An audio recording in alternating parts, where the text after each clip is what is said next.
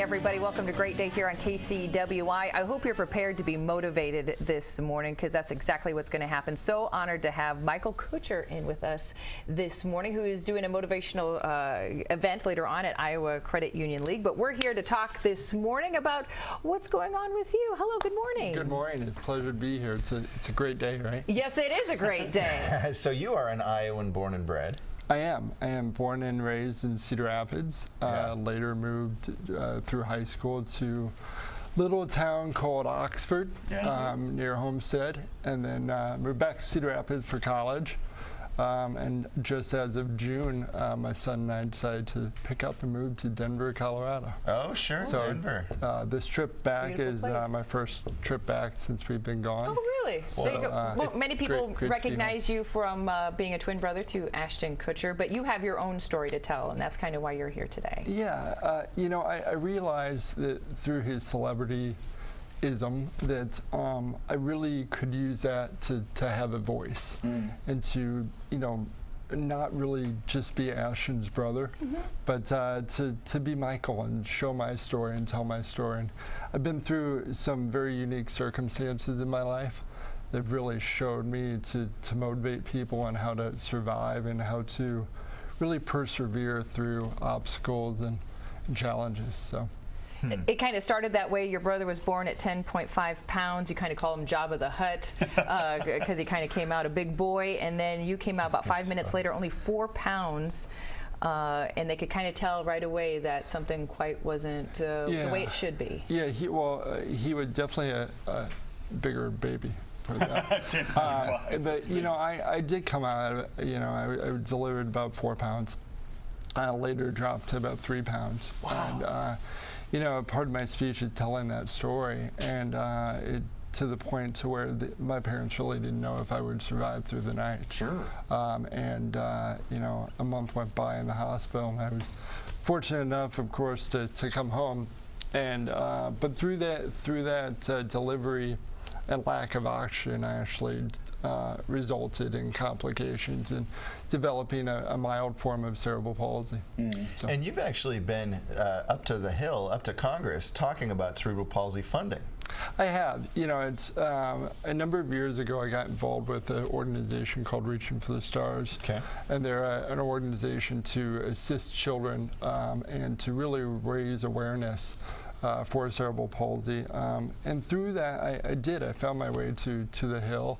And come to find out, you know, every year there's over 10,000 children born with cerebral palsy. Yet there's no federal funding behind it in the CDC or the NIH. So I found that really to be appalling, actually. So I'm motivated to, you know, be on a mission to try to change that. I met with our great Senator Tom Harkin before he left office, and what a pioneer. Obviously with the disability community. American with Disabilities Act. There's you and Tom Harkin right there. If people don't understand, what's a day like if you have CP? Well, I'm fortunate enough to where, you know, I have a mild form of CP. So CP is one of the leading motor disabilities amongst children today. So it really affects your movement and your muscles. It affects my right side. So, you know, some of the best examples is I went to the physician once, and he was doing a physical of me, and he asked me to, you know, show my motor skills. And so in doing so, you know, you'll notice you can tell that there's a little slowness on my right side, and it affects my eyesight, my speech, my hearing. But in some aspects, I'm fortunate because you have other individuals and children that are really struggle with it. You know, it's not something that's the same from case to case, is it necessarily? It's not, and that's once again one of the appalling things that I've found is they don't even know today what causes CP. Because there's no research and funding to find that out. To be able to find that out. Now, besides CP, you're a big motivator when it comes to organ donation, because you yourself are living with another person's heart. I am. You know, back in 1990, I became very ill, and my health began to deteriorate very quickly. We had no reasoning or no known cause. And 2 to 3 weeks later, I was basically went into cardiac arrest with about 48 hours to live. I was going to say, your How old were parents. you? I was 13. Wow. So your parents had a choice of saying, this is it, or we're going to put you on a pump that's going to keep you alive for 48 more hours, and hopefully we can find a donor. Right. It was my understanding that I was the first child ever to be put on this ventricle pump. Huh. They didn't in the nation, and they didn't even know if it would work. But it was a window of opportunity. So. You know, it's interesting. You're the second person I know that has a donated heart, and the other one was telling me that when she awoke from surgery, she said, "I need a pack of cigarettes and a cup of coffee." She goes, "I never smoked before and I never drank coffee." And the doctor says, "Yeah, I'm writing a book about things like this." Did you notice any changes in your makeup when you're like things that? Another story he was writing about is a man who got a woman's heart, and his wife said before he went into surgery they wouldn't talk. He was a little gruff. When he got out, he loved to go shopping. And this doctor swears by this. He's writing the book right now. Anything like that? Mood shifts for you? I too received a woman's heart. I like to say I'm a little bit more emotional than I was before. I realized, at 13, obviously, you're going through a lot of growth. Yeah. During that time in your life. So I woke up from surgery, recovery at 13 with a full beard.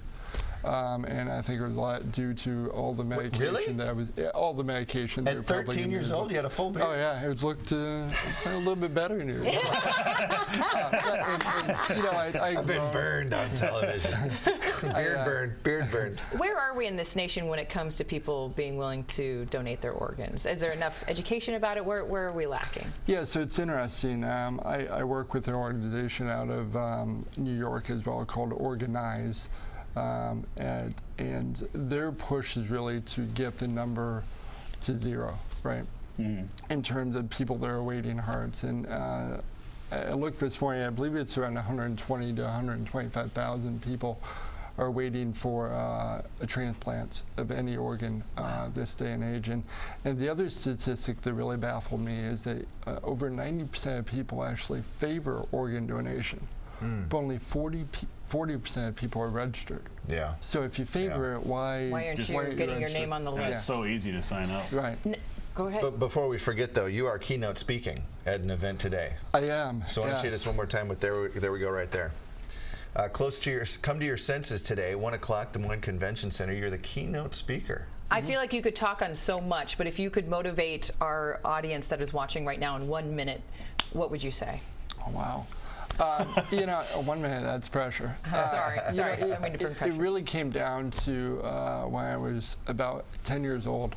My brother instilled in me a message that, you really can't lean on your differences or your disabilities, because we all have them. We all have obstacles that we need to overcome and we face. They may even be your daily activities that you do throughout a day. But no one else is going to do it for you. You're the only one that can overcome those challenges. And really, they're not challenges, they're opportunities. And if you can turn those opportunities into helping other people, then everyone's better. There you go. Michael Kutcher, thank you so much for joining us this morning and making it a great day with us. We say the better looking of the Kutcher twins. That's what I'm